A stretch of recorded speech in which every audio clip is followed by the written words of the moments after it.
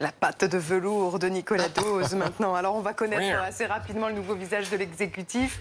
Et c'est vrai que, bon, à défaut de parler des personnalités, ce matin on va parler de leur mission, des grands chantiers économiques à venir pour ce gouvernement. Quels sont-ils, ces chantiers?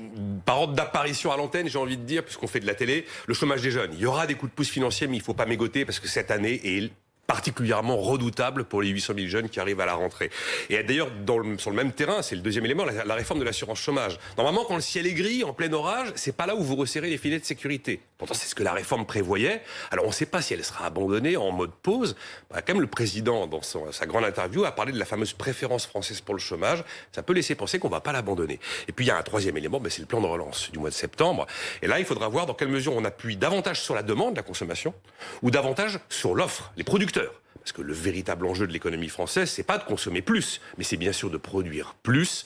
Et les meilleurs leviers seraient des soutiens à l'investissement, des aides pour les fonds propres des entreprises, voire une réduction des impôts de production. Alors ça, c'est pour le très très court terme, mais bon, d'ici 2020, il y a d'autres priorités. Il y a l'hôpital. La fin 2020. On va avoir à l'automne l'hôpital. On voit qu'il y a des discussions encore en cours. On est sur 15 à 20 milliards d'enveloppe globale, dont 13 milliards de reprise de dette. Et puis l'histoire des retraites. Une réforme des retraites, a dit le président de la République. Alors, à quoi ça va ressembler? Probablement qu'on va éviter le mot âge, parce que le mot âge, il cristallise tout le monde. Alors, on va mettre plutôt durée de cotisation.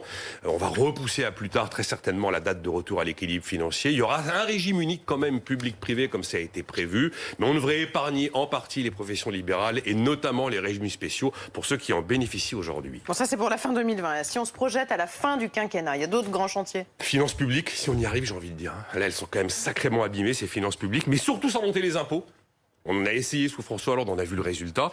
Après, l'écologie, il y a quand même la traduction législative des fameuses 146 propositions. Il va falloir trouver une solution. Alors, référendum, décret, loi, on verra. Et puis, l'histoire de la dépendance. Est-ce qu'on crée ou pas une 5e branche de sécurité sociale?